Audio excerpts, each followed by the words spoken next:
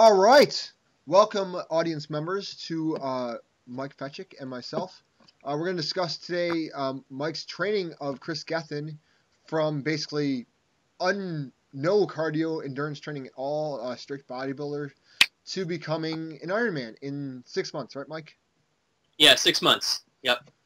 So I would say, so for those of you that are not familiar, Kris Gethin, you can find him on bodybuilding.com. He's basically a longtime bodybuilder, very large man. He's about 220 when he came to us, I think, if I remember right.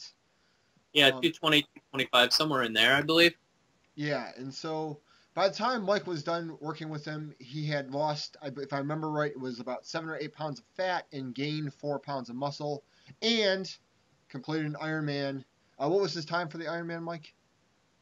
It was like 15 hours, almost on the dot. Okay. Which, Yeah, 15:01, I think. But yeah, for that's for someone that was untrained in 6 months, that's unbelievably amazing. That time. yeah. So we just wanted to get into sort of what Mike encountered working with him. Sort of my perspective is coming from someone with a physique background, what I would have expected, and what we saw, and why we saw what we saw with, working with Mike. Or with Kris, sorry. So Mike, when Kris came on board, what were your initial thoughts, initial worries about working with someone with his background? Yeah, so I guess one of the biggest worries was his size. I mean, the size that he was going to mean that running was going to be pretty tough on his joints.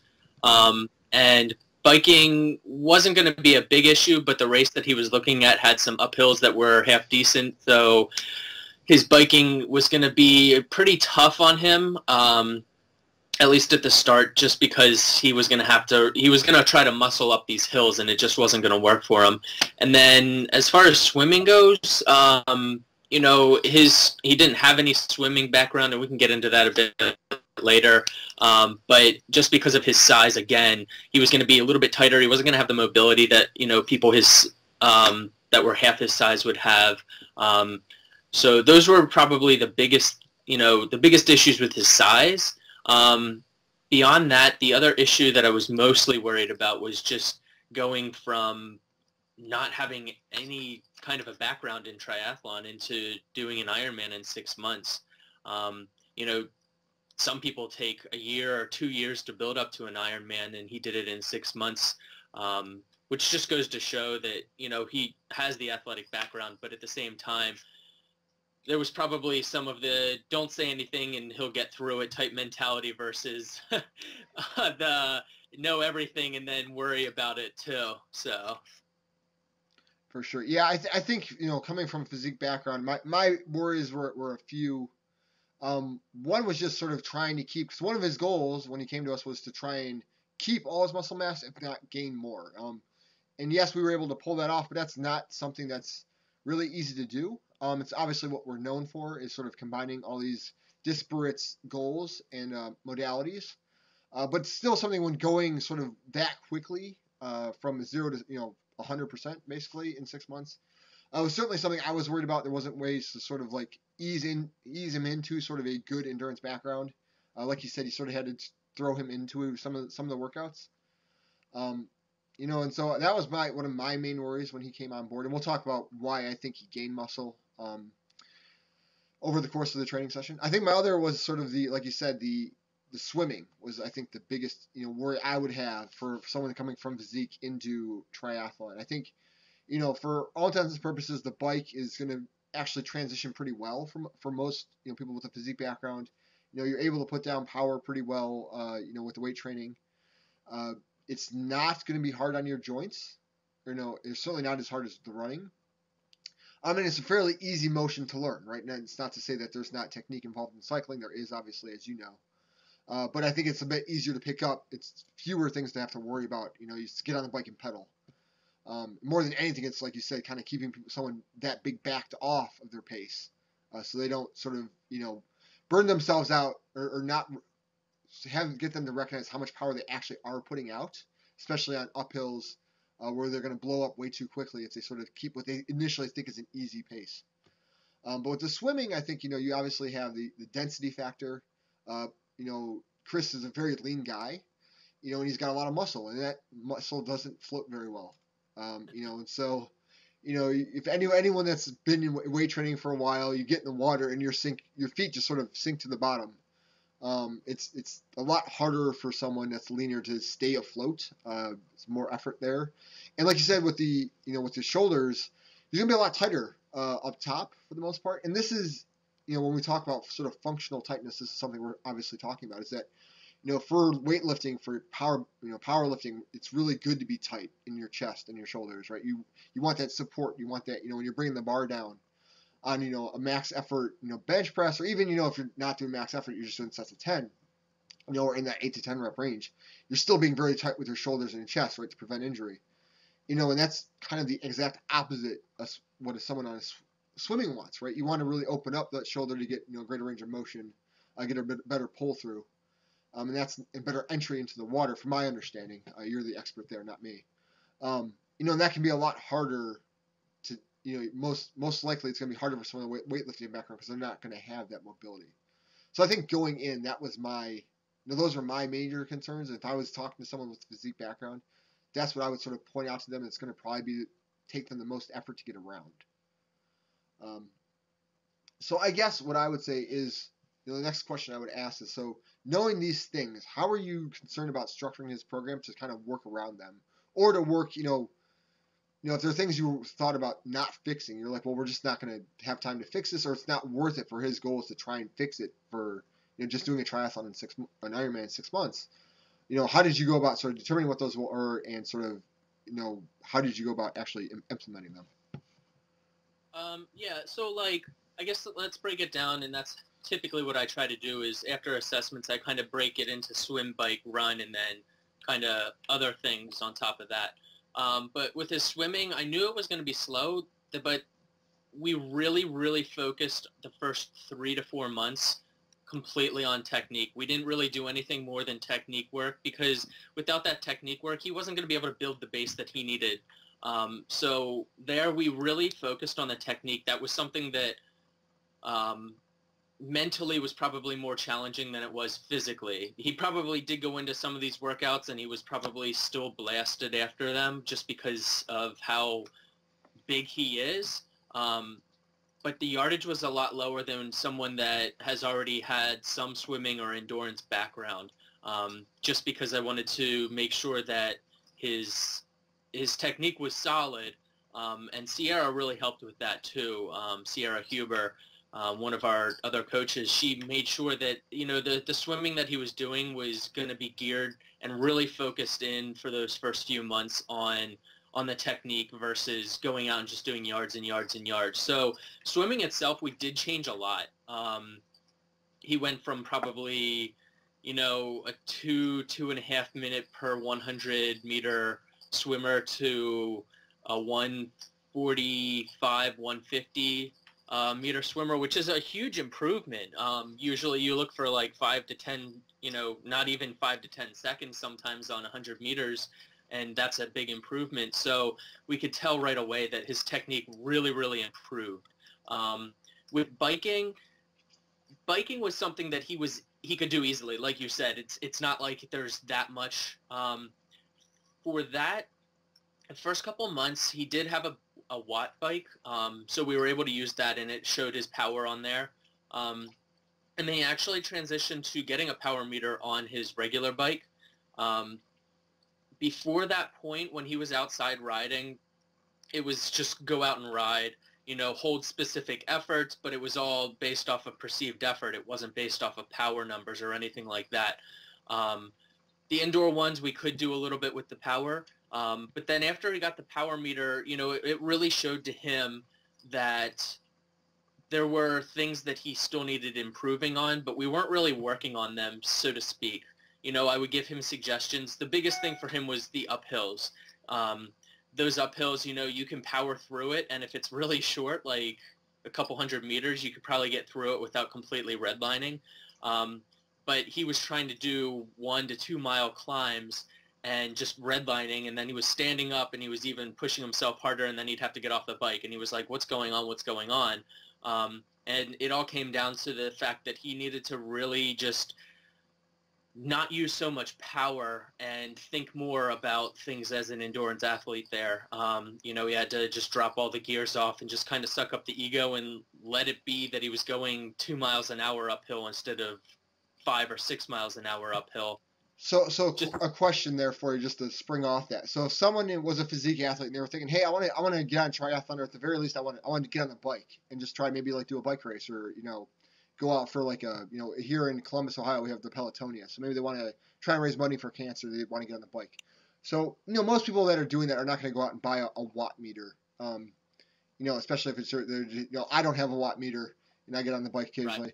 right. So for someone like that, what sort of effort, for a bigger guy, what sort of effort should it feel like? We know it's not gonna feel as hard as it actually is. So should it feel like I can hold like a conversation with someone, like an RPE like 4 or 5, or should it be like a 6 or 7? Yeah, I would say about a 4 or 5, at least to start, like on a climb. The thing is, if you're going up, you're probably going to have to go back down. So if you're a bigger guy, you're going to make up some time going back downhill. So, to completely burn out your legs on an uphill isn't necessarily a smart idea. So I would say starting out with a 4 or 5 and ending up at the very top at like a 6.5, somewhere like that would be most ideal. And it depends on how long the ride is. If you're only doing 10 miles, then it doesn't really matter. Just go out and you can probably blow through it fairly easily. But if it's a longer one, then you got to really kind of play that out. And muscling up hills is never going to work. It's kind of one of those things that you think you can, but you just might as well not do it. Now, is this something? So I'm getting a little more probably in depth than we need to, but I'm just curious. So is this something when you're working with someone that's new and maybe a bigger guy? Is tempo, sort of pedal stroke, something that sort of turnover, something that you like have someone track or sort of be cognizant of, at least sort of trying to keep that the same on an uphill? Hold it, try and aim for that 4 or 5, RPE, and try and hold like, 80 RPM or something like that, or just what feels comfortable. Yeah, for sure. I deal a lot with cadence, which is your leg turnover on the bike. And typically most people are really comfortable between like 80 and 90, although it takes a little bit to get to that 90 rotations per minute. Bigger guys typically sit a little bit lower than that. They're going to sit closer to the 75, 70 range. And what I typically do is I try to let them play around with it. So I'll tell them to do 5 minutes at an 8 out of 10 effort, but I want them to hold 50 rotations per minute or 60. And then I'll have them do like 5 minutes easy. I want them to do that at, 80 to 90 RPMs. And it just allows them to kind of get an understanding for what it's like to have different pedal strokes, because you're always going to have different pedal strokes when you're out on the road. If you're inside, you can kind of play around with it a little bit more. So it's really helpful there.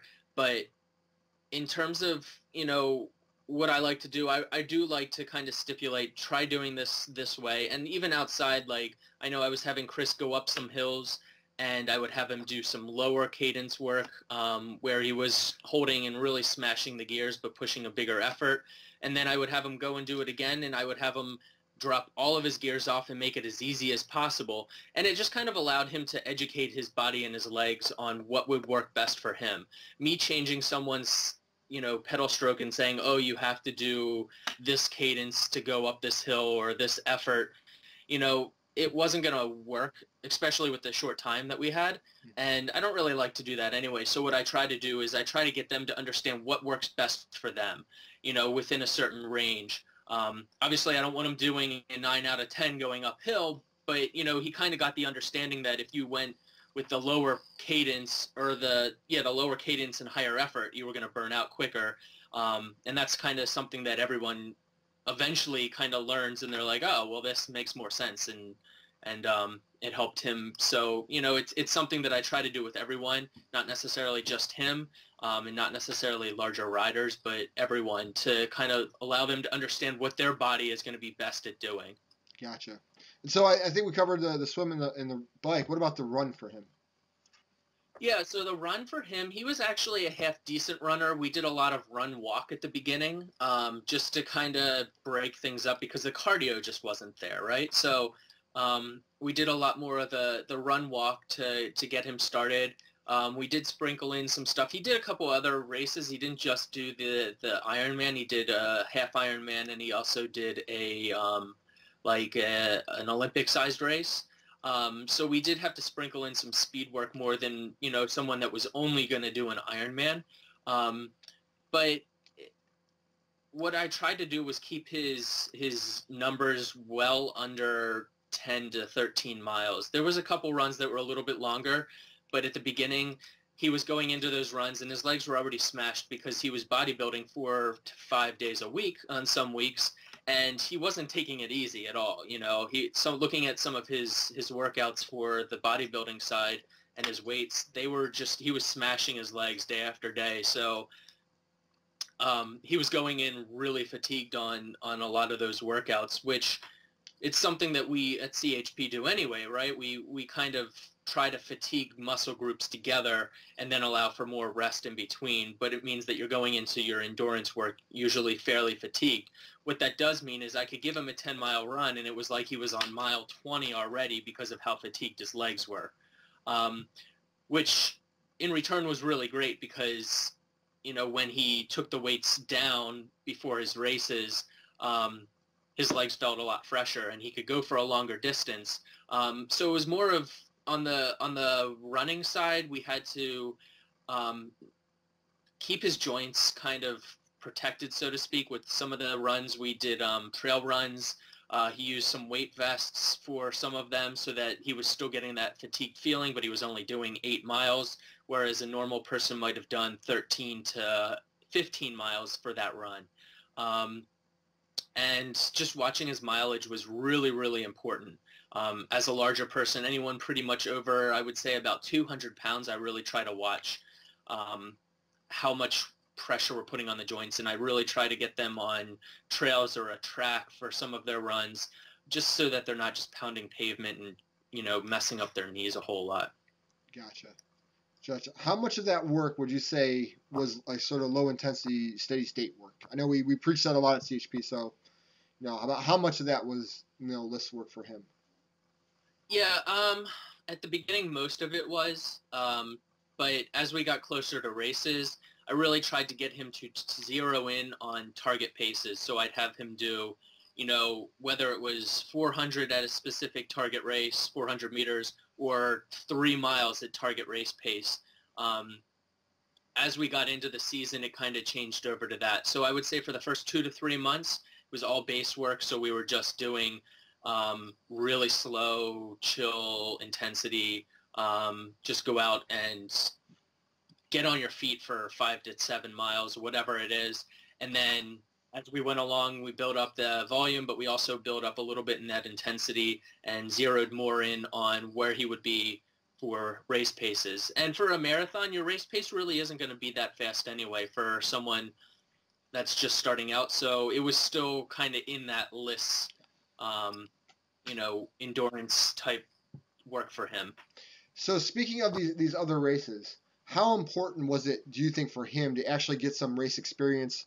These shorter races, at least just to figure out sort of what it's like to be in a triathlon with other people. Yeah, it was really, really helpful for him, I think. They were completely different venues for each of them, different race outfits for 2 of them. So like his first Olympic that he did, it wasn't an Ironman sanctioned race or anything like that. So things were much more kind of chill environment. There was a little bit more, you have to do it yourself. It wasn't as big of a, the race atmosphere wasn't like as crazy as what an Ironman, even a 70.3 can be.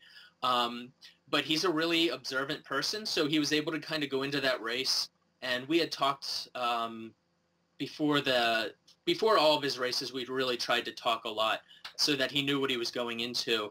But it allowed him to kind of gain some experience at these smaller races that he could then take back and kind of think about how he would incorporate what he saw was happening with some of the other people, or, you know, what he would have changed on his own race to make it a better race. So, like, for instance, the 70.3 race that he did, it was Half Iron Coeur d'Alene, which was the same venue that he did his Ironman at. He was kind of able to get into the experience of doing an Ironman race because it was a very similar structure. Whereas the structure before that, with a more, I would say, mom and pop type setup, you know, you had to set up your own transition. You know, got out of the water, you had to take your own wetsuit off, everything like that. Whereas Ironman races, you have people that'll take off your wetsuit for you after you get it down to your hips. Usually they have someone that hands you your bike or your clothing bag to change and things like that. So there's some differences between the races, but the experience he got at the different races really helped him, you know, to build up to this Ironman race where he would say, oh, well, I don't need to do this until I'm leaving transition. So, like, for instance, his bike to run, you know, he was like, well, I'm going to have a protein bar while I'm in transition, and I'm going to, you know, put on my hat and put on my race belt and all these, you know, little things. And I'm like, the more you can do while you're moving, the faster your time's going to be. So, you know, it was him kind of experiencing, oh, yeah, if I am putting on my race belt as I'm running out of transition, that makes more sense. Or, oh, I don't need to eat right now. I can wait until I get out onto the race course and then I'll have something there, you know, and just the whole, do I need to bring this along with me at a race? Do I not?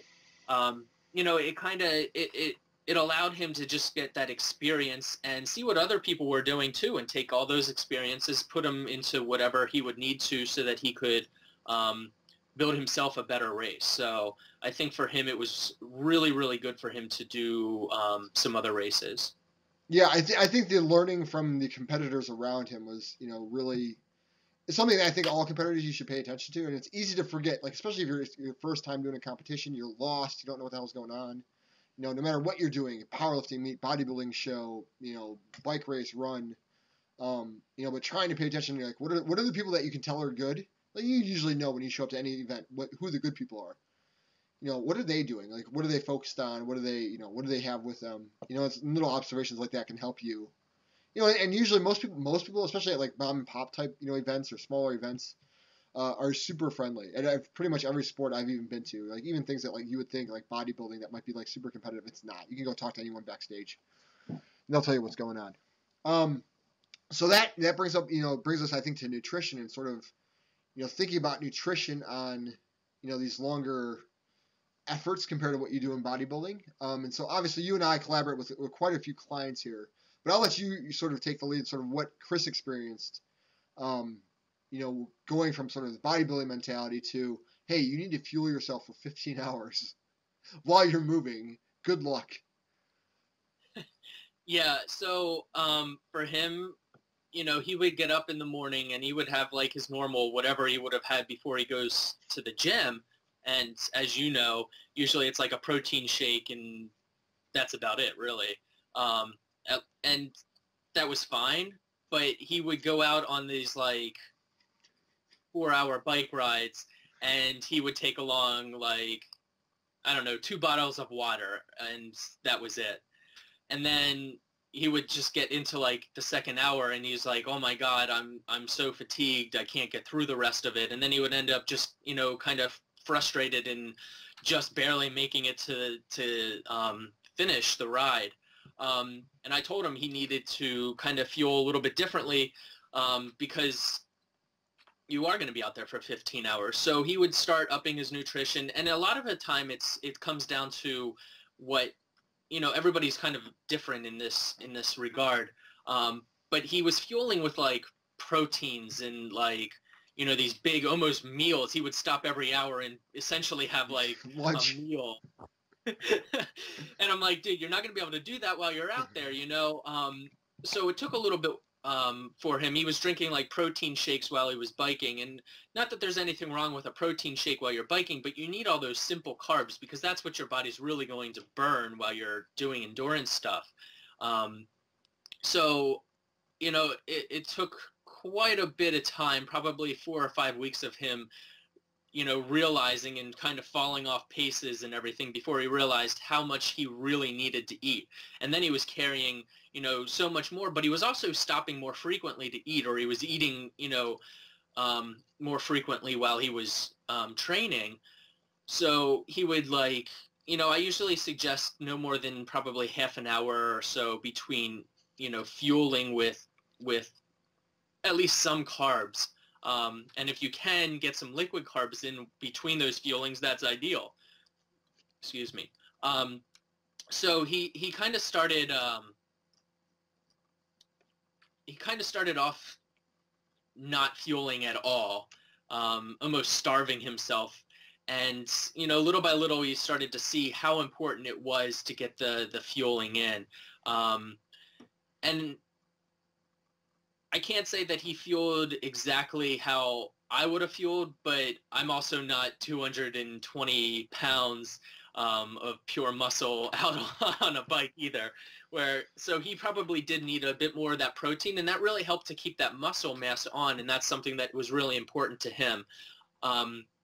Whereas, a normal triathlete might not necessarily need to keep as much muscle mass, and they could get away with less protein and more of a carb-based, fueling system.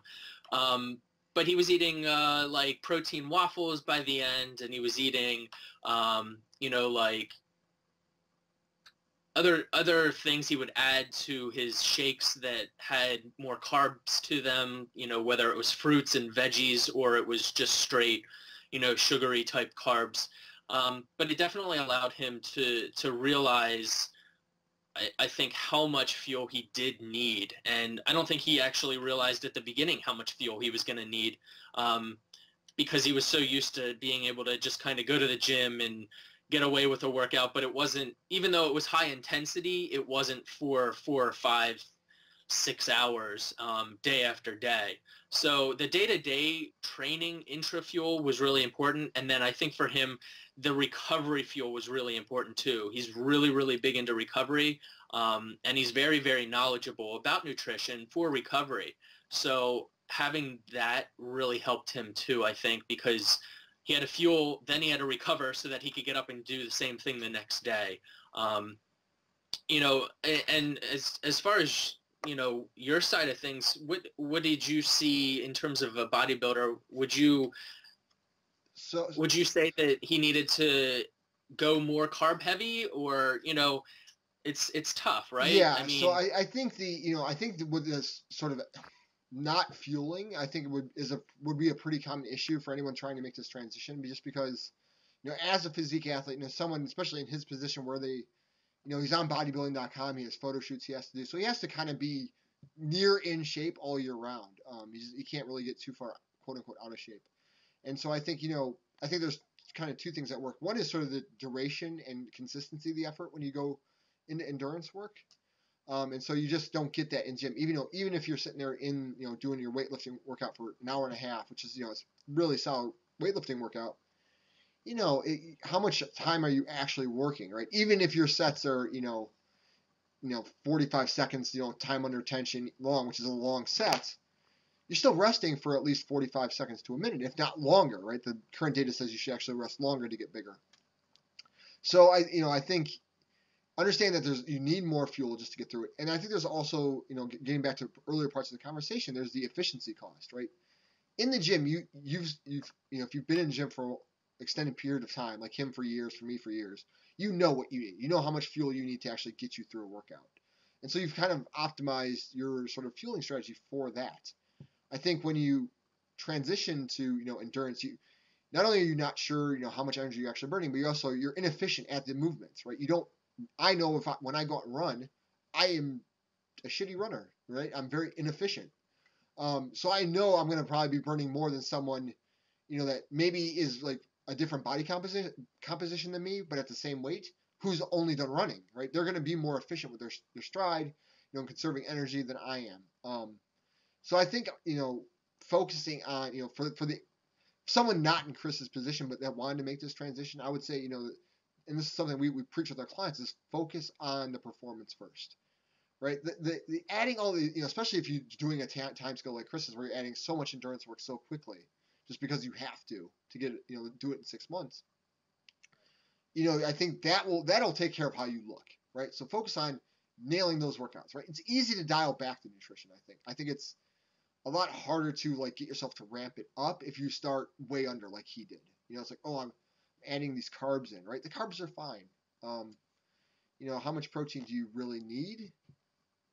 And this, I know the current literature is like about 1 gram per pound is about what we go with, lean body mass. I would say in this case, I would go a little higher than that over the course of the day, just because of the nature of, so much endurance work. You're going to be it's going to be harder to not stay out of that catabolic state. But yeah, I mean, most of your energy on those runs should be coming from carbohydrates, and getting in those simple carbs. And I will say some people respond differently to different workouts. My experience working with clients is that, some people can do an easy list run and it's very easy for them and it actually feels like an off day in terms of nutrition. Other people do it and it feels way harder than their weight training days. Why do I think that is? I think probably because people that are, grow up in weight training probably don't know how to push the endurance as much. And people that grow up in endurance don't know how to push the weight training as much. So you sort of get these, weight trainers going to runs go, oh, I don't need that much. And that was me. Like when I did my half marathon, I was doing the runs on basically very little nutrition because I could get through them because they were all list runs. So I would say that, is the biggest sort of mental aspect, is sort of trying to focus on fueling rather than, oh, how do I look? How are my workouts in the gym going, right? Rather, instead focusing on, okay, how are my workouts on the bike going? Like, am I getting through? I think this is where, CHP and having a good coach can really help you out and sort of get you to see like, hey, you're really dropping off in your second or third hour, on this bike. You're not maintaining the pace. And you really, this workout is meant for you to maintain that pace the entire way, through. So something's wrong with your nutrition, right? You're not fueling early enough. Maybe you're fueling, but you're fueling, at the end of hour 2 when you should have been fueling more at the start of hour 1. That was what was going to get you through hour 3. So recognizing the fuel, making sure you fuel early enough and sort of fuel consistently. Because once you sort of are gone, it's too late, right? You're as you're done, right? Once the body goes, you're chugging food at that point really isn't going to help you for another like 45 minutes. At which point your race is done. Right, and that actually brings up a good point. A lot of times, midway through training, Kris would be like, "Oh, I don't feel hungry. I'm okay. I only have 20 miles left on this bike ride, and I'll be fine." So he stops eating, and then he gets to mile like 10, and he's like, "Oh my gosh, I just completely just died." And it was important for him to learn that you need to fuel the entire way through. You can't just say, "Okay, well, I'm going to fuel for the first 3.5 hours and then stop eating."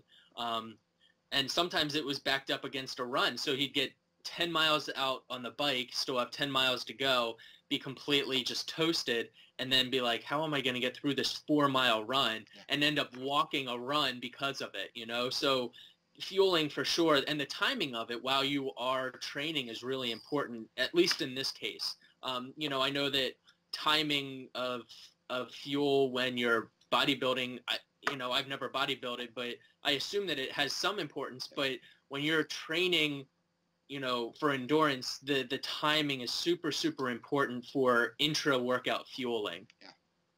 Yeah. So I think the last thing we need to cover is just how did he sort of gain muscle, during the entire process. And to me, like I think the biggest thing is just getting his fueling back up to where it should be.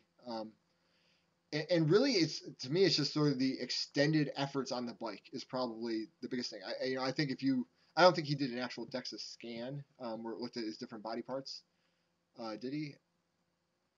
I don't remember. He gave me some preliminary results saying that, saying what you said about gaining some mass but also losing some fat. But yeah, I would say in general though, I would say like all the muscle he gained it's almost assuredly in his legs. I can't imagine it being too much, maybe a little bit in his upper body, but just given the nature of, if you've never been on a bike and actually pedal, I actually had to get on one for the first time in a couple months yesterday, and my legs felt like terrible. I was like, man, I just did a squat workout. All I did was like sprint like 200 meters on the stupid thing. So understand that. Remember, your quad doesn't know why it's firing. It doesn't know like, hey, are you asking me to do a squat? Or are you asking me to, pedal a bicycle? So imagine doing that for hours on end. You're gonna get a good stimulus there, even if it's very relatively low intensity, right? You're obviously nowhere near your max effort, in terms of power output, but you're doing it for so long, your body almost has no choice but to respond to that. So I think that's the biggest thing. In terms of his actual workouts, I think I think he was also blessed with having been training for a long time, so he's going to be less likely to lose size. I think someone that was just starting out with weight training and doing a triathlon, it's going to be a lot harder to sort of get them to sort of gain mass or a lot of appreciable mass over this type of training. It certainly can happen if they're brand new, but if they're sort of very sort of novice, be difficult. But Kris has been training for 20 plus years. At that point, your body's going to hold on to that muscle for quite some time, even if you stop training. And obviously he did. He was still in the weight room 4 or 5 times a week.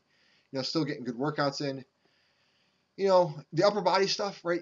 It's fairly limited, right? You're doing some swim work, and that again is sort of the shortest duration of the triathlon, so it's not overpowering your work in the weight room, and it's balanced out, right? You're usually doing that after some sort of upper body work, at least the way we typically set it up. Now we didn't do Kris's weight training, but the way we would set it up for a client would be to do that usually, and that's usually does a good job of sort of putting on mass for people.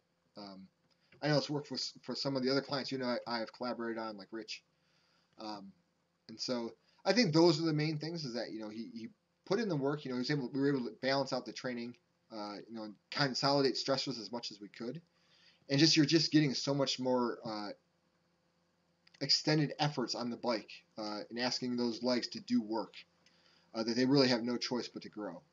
And if you look at the picture that got posted by him and us, right, his quad is just exploding in that photograph. His upper body's huge as well. So they obviously didn't lose size up top, and his legs are enormous. Yeah. So I that's what I took from that. I don't know if you'd have anything to add there. Yeah, I mean, I know that he had some switches in his weight training as we went along. And he said that probably 2 months out before the Ironman race was one of his most intense training, cycles that he's ever done. So I'm sure that helped to add to it. But he also gained, when we first started working, he was actually gaining weight, as kind of what was expected. And then about 4 to 5 weeks out from the Ironman, he started kind of not leaning out, but doing a little bit of a taper of his nutrition, eating a little bit more cleanly as well. And he said he just saw increases there like he's never seen before too, because he was eating more cleanly, but he was also doing a lot more of the endurance work at that point. He would peak, and then when we started to taper, he was already in a little bit of a leaning phase anyway, so he didn't need to change his food up a whole lot, and it just helped to just kind of shred him, I think. I would love to have legs like that, or even an upper body at some point that was like that, but yeah, just the process that he took was really, really interesting to follow.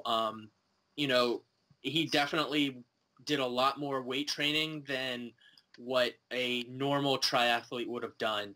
But, with his athletic background, he was able to, because he is a very athletic person to begin with.